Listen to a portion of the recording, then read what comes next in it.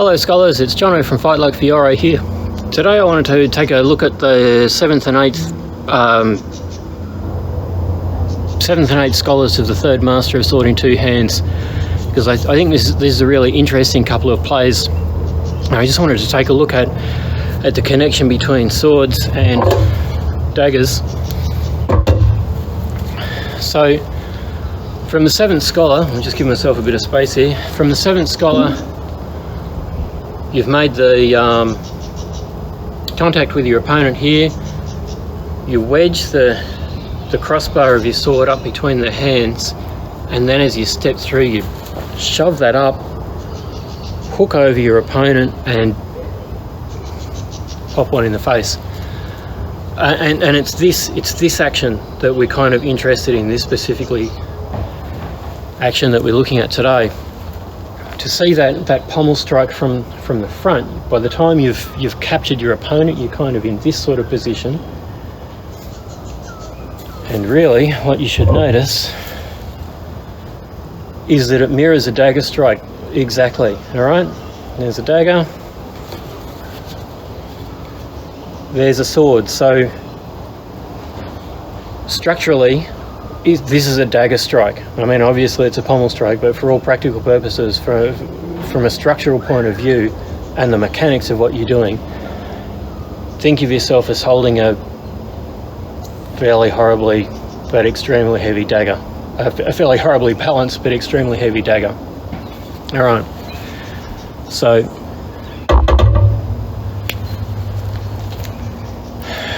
in the event that you'd grabbed your opponent and were doing this, all right, you can see you're striking down in a really nice straight line with that dagger blade. Boom.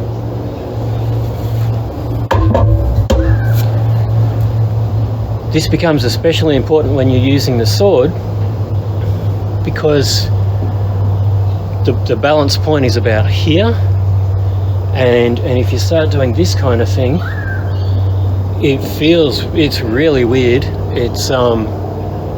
It feels terrible. It's slow. Probably not the biggest deal in the world, because you've just pinned your opponent. It's kind of straining on the arm, and everything about it's bad. Okay, so when you're making these strikes, you really want to maintain the strike along the axis of the sword, and that will kind of give you. It actually feels really good. It's almost like you're throwing it down. If you've ever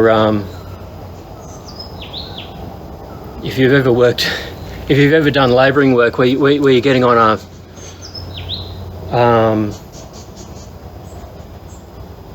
what are those things called? A crowbar. All right, you get a crowbar and you chuck it down like that, and just use the mass of the bar to deliver the strike on whatever it is that you're trying to smash to bits.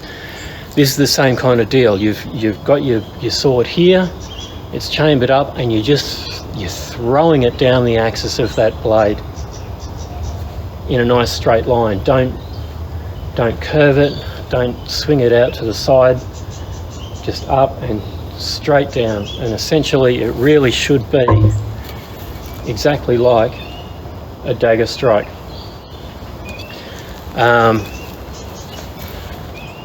I just found that a really interesting play. There's a lot of adaptability between one weapon system and the others, and this is just a nice little play that sort of highlights that crossover and the idea that we're playing around with principles rather than something that's very didactic and saying you use the sword for this and nothing else or whatever.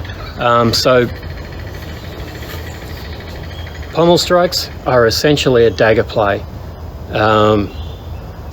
but you just have to take into account that the size and the balance is all very weird. But oops, there you go, the size is much the same. You certainly don't want to get hit with the point of either of them.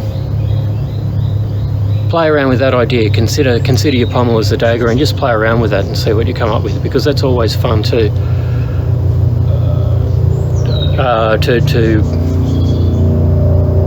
transcribe plays from one chapter of the book into another and see how that same principle works with different weapons.